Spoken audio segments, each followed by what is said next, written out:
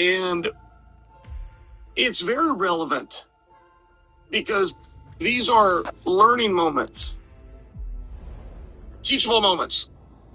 Should Ilia Topuria have been able to continue the fight? Now, I am one of the leading prudes about sending a guy out there to take more damage than he's already taken. I do not believe that a corner should stop the fight when their athlete can no longer continue.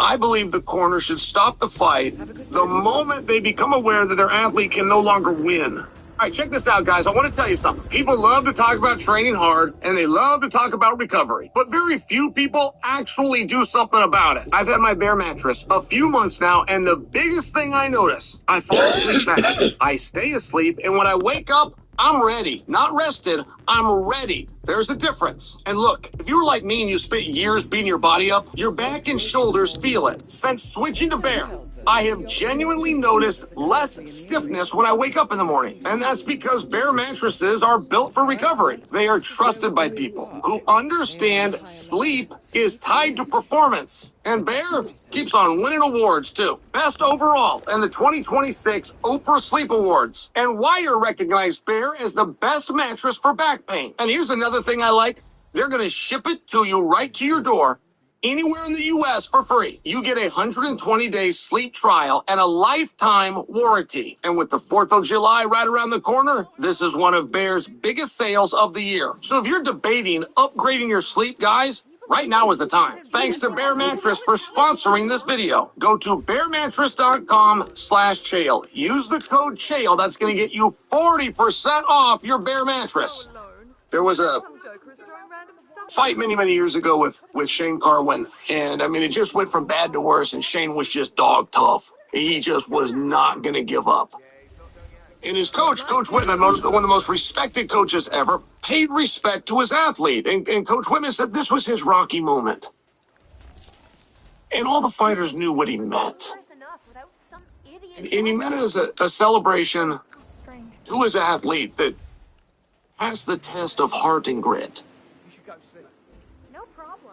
But, and there is a but. Excuse me? Why would you want him to have a Rocky moment? You want him to win the fight. And you've only got two options, right? You win the fight or you lose the fight. Those are your two options. And I use this as a bar. By the way, I hope that didn't sound bad towards Coach Whitman. Tons of respect for Coach Whitman and for that moment with Shane. But I'm sharing for you because this was over a decade ago, and it's one that I remember very well. It was one that was piggybacked on by Mario Yamasaki, who was a referee, and it ended up costing him his career. When we let a fight go and said, he allowed them to be a warrior. And it was this terrible thing, who it was coming from. There is no warrior clause from a referee, but how much should that be extended to your corner, man? That's a tough balance. I do get it. I'll just share my opinion. A fight should be stopped the moment your athlete can no longer win, not the moment the crowd ceases to be satisfied and or entertained. And there are promoters, some very respected, where that is what they want. If that athlete can continue, if he's willing to show the heart or grit, if the crowd is continuing to cheer, this is what I paid for and let it go. I'm just sharing with you. I'm a prude. I don't believe in that. But I'm disclosing my metric and my bar for you because Ilia Topuria could still win that fight. Mark Goddard, I just think he's the best. I just think that Mark Goddard has served this sport so well. I think this sport is in a better place because of him.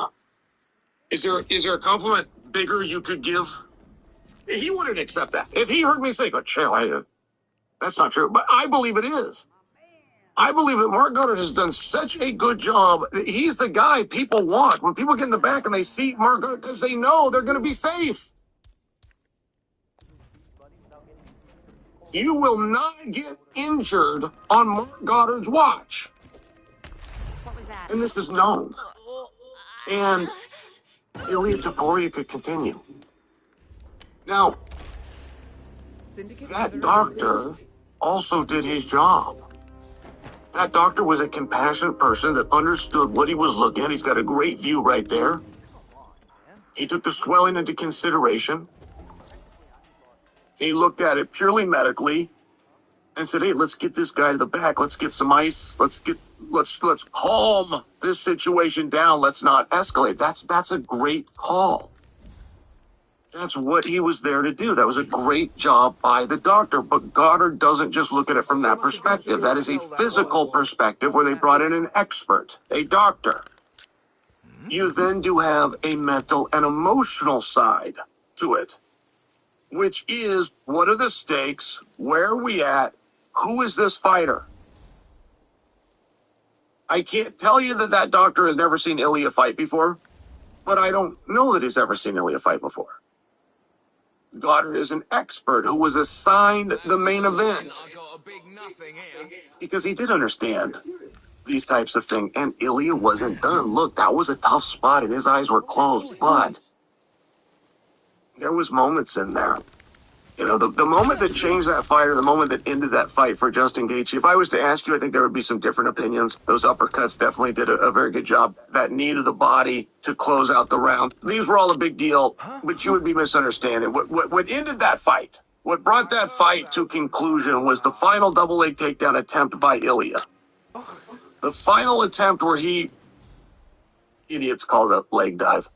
When he went for the leg dive, the double leg takedown, and almost got it, and Gaethje's hips turned, and then Gaethje turned his hips back over, squared up, and stopped that effort. That is the moment when we're all done. There was mentally and physically, that was the final effort. But I really liked that Goddard let him go. And Goddard asked him, hey, I'm here for you. I'm your tag team partner. I'll get you out of here anytime. You just give me the signal. And Goddard looked for the hot tag. And Ilya did not give it. Ilya did the opposite. And he said, hey, partner, let me keep going. And it was the right call. It really was by Goddard. It was the right call just because it was a courage. But see, this is the very thing that I like about Goddard. Goddard has a courage. He's an alpha male. When Big John used to ref, aside from knowing all of the rules largely because he made the rules, he was in charge of that cage, period. And nobody questioned that. From Dan Severn to Tank Abbott, to Anderson Silva to John Jones, nobody questioned who was in charge when John was in there. I just share for you that Goddard has that same effect, and Goddard let that referee, let that doctor know. I've heard you, I appreciate you. Leave my cage, and it is his cage. He's in charge. Come back anytime. But it was a powerful moment because there was a few things at play administratively. And I'm not scolding Jed. I'm just letting him know that this was not Goddard playing doctor. And this was not Goddard refusing a decision by a doctor. A doctor shared an opinion. And it's a very big difference. Very, very big difference. This was not an ego contest. Everybody did what they were supposed to do. Goddard brought them in the ring, allowed them to assess with him out of it, came over to get the assessment, then cleared the ring. Ilya continued. He used that final leg dive. That was his last bit of energy, but also mentally. Also mentally. And that's something that's very hard for a doctor to see. It's very hard for anybody to see that hasn't done it. But there was a time in a cage fight when you will acquiesce to your opponent. You will concede. You've got me. And from that moment on, do you finish the fight? Do you stall it out? Can you time up? Can you protect yourself? Do you flick it?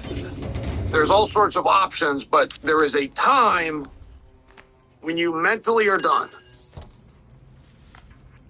And it was after that double leg. It wasn't the swollen eyes. It wasn't knee to the body. It, like all 5-round fights, was exhaustion. But the final exhaustion came at the end of the double leg. And I just share that because when that was done, they went to the corners and Mark Goddard stopped the fight. But administratively, there was a number of things that were very interesting. I mean, we're learning on the Surreal Dawn, Alex Pierre, but we're not only learning about the call of what is the back of the head, we're learning who has jurisdiction. And I will predict for you that the Alex Pierre, and as mad as he is today, he's not going to calm down in a few days. Alex Pierre is going to be hot about this, and he believes that he was fouled, and he just might have been. But he's also going to find out the State Athletic Commission wasn't there. So who are you going to bring your appeal to? And there's an answer. I'm not trying to smarten him up. If Alex wants to know, he can call me. I am an expert on these questions, but I'm sharing for you, it's not as simple as he might think. It's not the same as if he's at T-Mobile and he pulls off to the Secretary of State's office and talks to the division of the Attorney General's office that oversees unarmed combat. It's not like that. And there would be a lot of hoops to go through. And you would also have a massive question, even if you went through those hoops, which could create hard feelings and upset a lot of people when all that you want, I believe, is a rematch. I believe. But see, that in of itself is problematic. I'll contact you later. I don't know of any remedy that a commission has to issue a rematch. I realize that would be the settlement that Alex would like. I'm suggesting for you, right? If a guy kills somebody and you know that he killed him, you can't take him to court for robbing a bank. You go, well, this is a lesser crime and it's a lesser punishment, and I'm upset with the guy, and he killed this dude, so let's say that he robbed this bank. It doesn't work that way. There is not a remedy for a rematch. If you're arguing that you were fouled and he was cheated, then you must be arguing for one of two things, which is a no contest or a disqualification. I don't love the no contest. By the way, if it was illegal and somebody cheated, I believe that should be switched to a disqualification, but that's been tested over time. And I don't know of a time that it's ever gone that way. Oh. John Jones, Daniel Cormier, John Jones cheated. It was ruled that he cheated. It gets called a no contest, as opposed to a disqualification. So now you look around and go, what did we even do this hearing for? What was the point of proving that a rule was broken? What was the point of proving that something was illegal if nothing happens? That's a whole other conversation. But I'm sharing for you, if you start to dig into this and you start to realize where is jurisdiction, and you think that Impressive work, 47. beautiful new Let me game know when behind you're me, ready it's for called the next Sweet design. Cash. It's got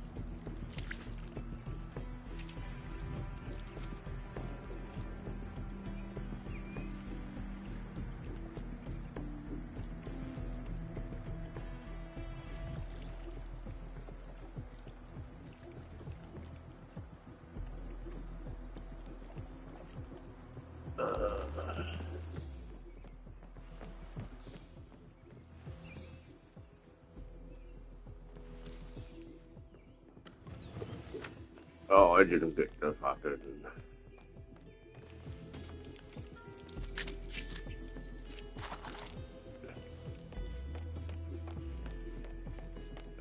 Safe.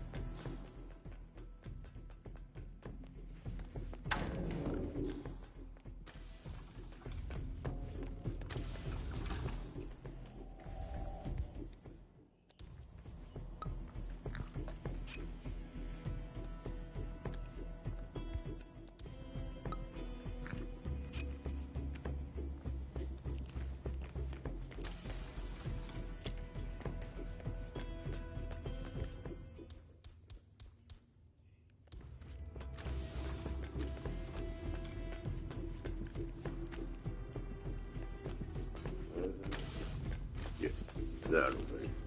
I'll be in touch when you reach your destination.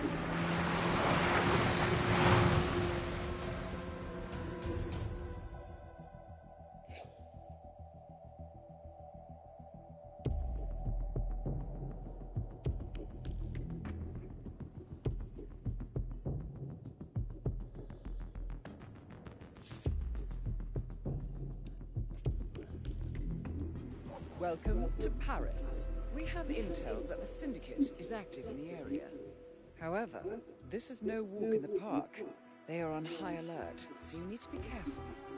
Don't disappoint, 47. Good luck.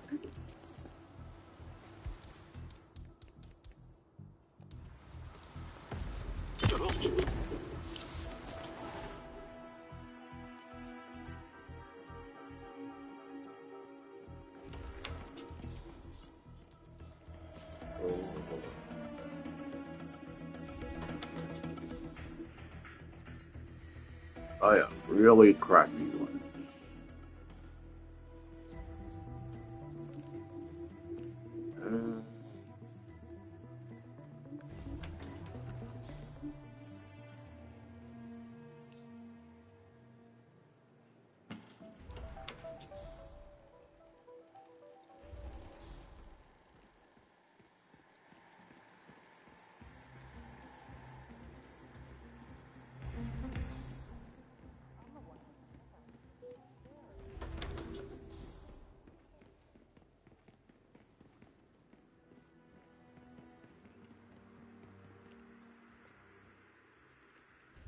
And then there was the year before with the straight jackets.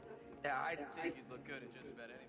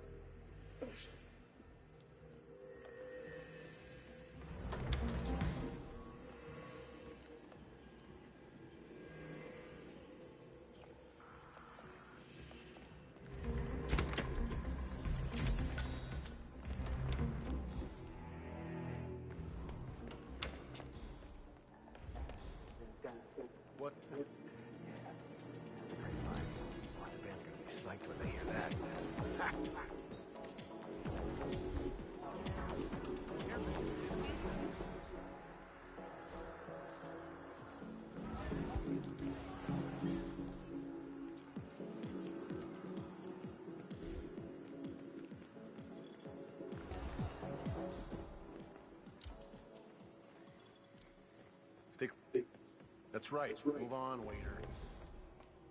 Hey, any free tables?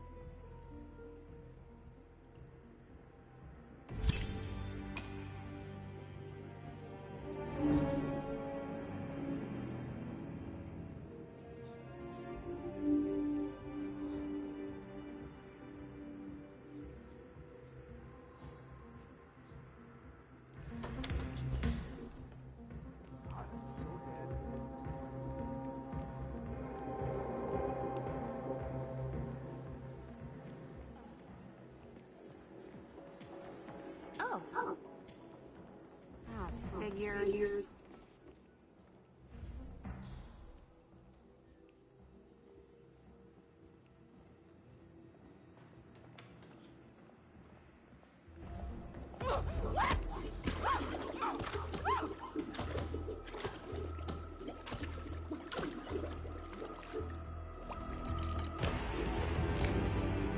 Excellent work, 47. You've spread fear within the Syndicate. Like this. Best cocktail in the world? Ring a bell? No? Nothing? You got nothing? Hey, who are you? Return to the safe. What? Collect yourself. I'll be in touch.